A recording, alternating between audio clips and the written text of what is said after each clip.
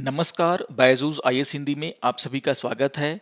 और आज हम 25 सितंबर के प्रमुख समाचारों पर आधारित कुछ प्रश्नों पर चर्चा करने वाले हैं। तो आइए शुरू करते हैं आज का डेली क्विज।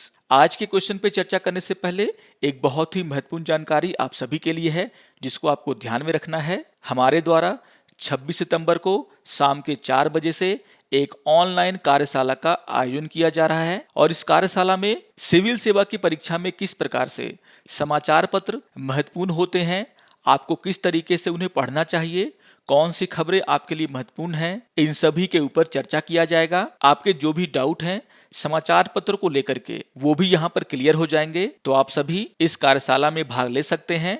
इस कार्यशाला में भाग लेने के लिए आप सभी को रजिस्ट्रेशन करना होगा, जिसका कि लिंक इस वीडियो के डिस्क्रिप्शन बॉक्स में दिया गया है। तो जो भी स्टूडेंट इस कार्यशाला में भाग लेना चाहते हैं वे अपना रजिस्ट्रेशन लिंक के माध्यम से कर लें। और आपको ध्यान में रखना है कि 26 सितंबर को शाम के 4 बजे से इस ऑनलाइन कार्यशाला का आयोजन किया जाएगा, जो कि आपके एग्जाम के लिए बहुत ही महत्वपूर्ण है।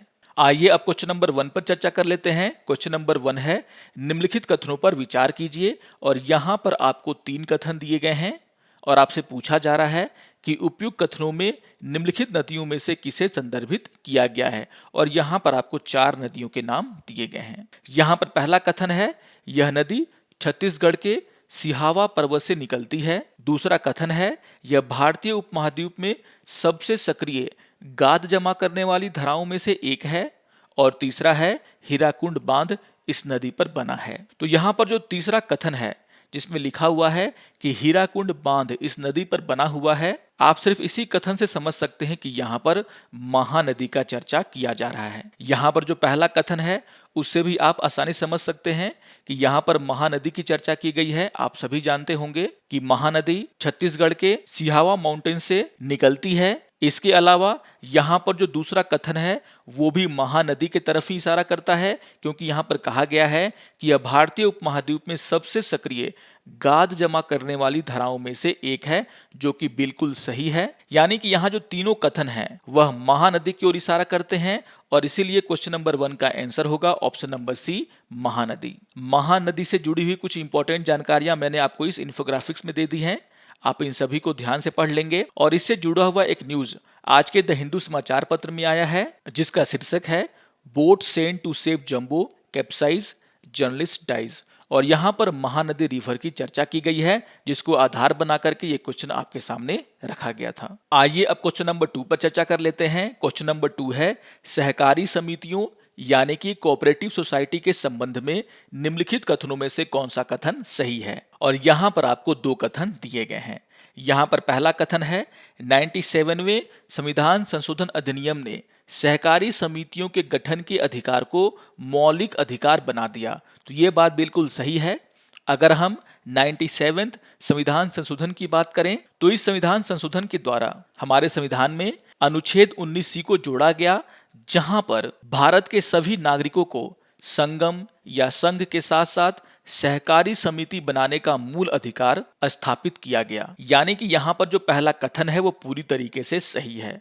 आइए देख लेते हैं दूसरे कथन को। दूसरा कथन है, एक सहकारी समिति के चुनाव का संचालन राज्य निर्वाचन आयोग में निहित है। तो यहाँ पर कहा जा रहा है कि सहकारी समिति में जो चुनाव होते हैं वह राज्य निर्वाचन आयोग के द्वारा कराए जाते हैं। अगर हम 97th अमेंडमेंट की बात करें तो उसके द्वारा संविधान में भाग 9B को जोड़ा गया और यहाँ पर सहकारी समितियों के चुनाव को लेकर के भी चर्चा किया गया है। यहाँ पर कहा गया है कि सहकारी समितियों में चुनाव कराने के लिए जो नियम हैं वह राज्य विधानमंडल के द्वारा बनाए जाएंगे और राज्य विधानमंडल के द्वारा बनाया गया जो निकाय होगा वह इन नियम कानून का पालन करते हुए सहकारी समितियों में चुनाव करवाएगा। आप सभी को यहाँ पर ध्यान में रखना है कि बहुत सारे राज्यों के द्वारा अपने अपने स्टेट में कोऑपरेटिव इलेक्शन कमीशन बनाए गए हैं, जिसके द्वारा वहां पर चुनाव कराया जाता है सहकारी समितियों में। तो आपको यहाँ पर ध्यान में रखना है कि राज्य विधानमंडल के द्वारा बनाया गया निकाय ही सहकारी समितियों में चुनाव करवाता है। और इसके आधार पर अगर देखा जाए तो यहाँ पर दूसरा कथन पूरी तरीके से गलत है और इसके आधार पर देखा जाए तो क्वेश्चन नंबर 2 का आंसर होगा ऑप्शन नंबर ए, यानी कि यहाँ पर सिर्फ पहला कथन ही सही है। तो बहुत ही इंपॉर्टेंट क्वेश्चन था और इससे जुड़ा हुआ एक न्यूज आज के द हिंदू समाचार पत्र में आया है, जहां पर कहा गया है कि भारत में पहली बार नेशनल कोऑपरेटिव कॉन्फ्रेंस का आयोजन किया जा रहा है और इसी को आधार बनाकर के ये क्वेश्चन आपके सामने रखा गया था। आइए अब क्वेश्चन नंबर 3 पर चर्चा कर लेते हैं। क्वेश्चन नंबर 3 है, भारत का निम्नलिखित में से कौन सा राज्य म्यांमार के साथ सबसे लंबी सीमा साझा करता है? और यहां पर आपको 4 प्रदेशों के नाम दिए गए हैं। पहला है अरुणाचल प्रदेश, दूसरा है नागालैंड, तीसरा है मिजोरम और चौथा है मणिपुर। आपको ये ध्यान में रखना है कि ये चारों प्रदेश अपनी सीमा म्यांमार के साथ साझा करते हैं। अगर हम इन्हें मैप में देखें तो आप देख सकते हैं ये है म्यांमार और ये है म्यांमार के साथ अपनी सीमा साझा करने वाले राज्य। आप देख सकते हैं कि अरुणाचल प्रदेश के द्वारा भी अपनी सीमा को म्यांमार के साथ साझा किया जाता है। नागालैंड भी अपनी सीमा म्यांमार के साथ साझा करता है। उसी तरीके से मणिपुर और मिजोरम भी अपनी सीमा म्यांमार के साथ साझा करते हैं।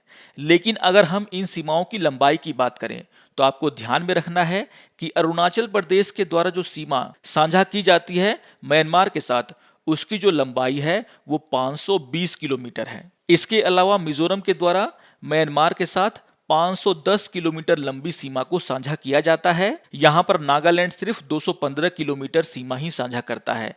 और इसके आधार पर अगर देखा जाए तो अरुणाचल प्रदेश के द्वारा सबसे लंबी सीमा म्यांमार के साथ साझा किया जाता है। और इसके आधार पर अगर देखा जाए तो यहां पर क्वेश्चन नंबर 3 का आंसर होगा ऑप्शन नंबर ए, यानी कि अरुणाचल प्रदेश।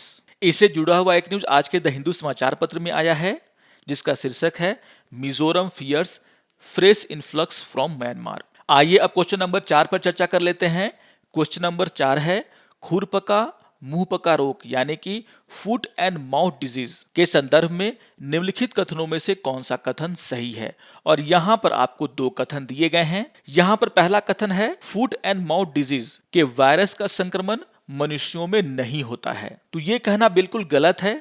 हाँ, आप ये जरूर कह सकते हैं कि जो संक्रमण है वो बहुत ही रेयर होता है, लेकिन ये कहना कि फुट एंड माउथ डिजीज के वायरस का संक्रमण मनुष्यों में होता ही नहीं है, ये बात बिल्कुल गलत है। बहुत सारे जगहों पे ऐसा संक्रमण देखने को मिला है, लेकिन आपको ध्यान में रखना है कि ये संक्रमण बहुत ही रेयर होते हैं, लेकिन मनुष्यों को इससे संक्रमण हो सकता है। यानी कि यहाँ पर जो पहला कथन है वो गलत है। आइए देख लेते हैं दूसरे कथन को। दूसरा कथन है, खुरपका और मुंहपका रोग और ब्रुसेलोसिस के लिए राष्ट्रीय पशु रोग नियंत्रण कार्यक्रम एक केंद्रीय क्षेत्र की योजना है, जहां पर केंद्र सरकार के द्वारा राज्यों और केंद्र शासित प्रदेशों को 100% धनराशि प्रदान की जाएगी। फुट एंड माउथ डिजीज और उसके साथ साथ ब्रुसेलोसिस को नियंत्रण करने के लिए भारत के द्वारा 2019 में दुनिया का सबसे बड़ा टीकाकरण कार्यक्रम शुरू किया गया था, जिसे हम FMD और ब्रुसेलोसिस के लिए राष्ट्रीय पशु रोग नियंत्रण कार्यक्रम के नाम से जानते हैं।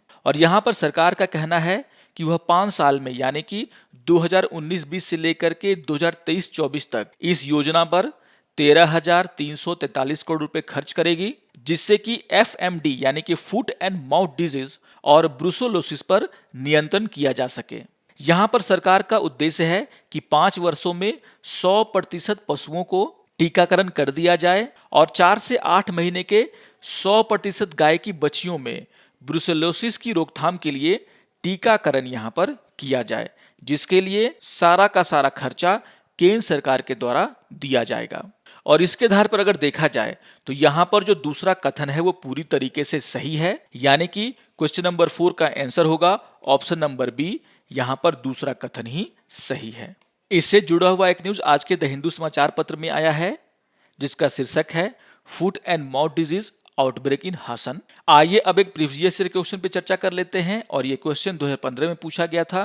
क्वेश्चन नंबर 5 है, कांग्रेस सोशलिस्ट पार्टी के संदर्भ में निम्नलिखित कथनों पर विचार कीजिए। और यहाँ पर आपको 3 कथन दिए गए हैं और आपसे पूछा जा रहा है कि उपयुक्त कथनों में से कौन सा कथन सही है। यहाँ पर पहला कथन है, इसने ब्रिटिश माल के बहिष्कार और करों का अपवंचन यानी कि इन्वेजन की वकालत की। तो यहाँ पर यह कथन बिल्कुल गलत है। अगर हम कांग्रेस सोशलिस्ट पार्टी की मान्यताएं और विचारधाराओं की चर्चा करें तो ये मार्क्सवादी विचारों, गांधीवादी विचारों और पश्चिम के उदार और सामाजिक लोकतंत्र में विश्वास रखते थे।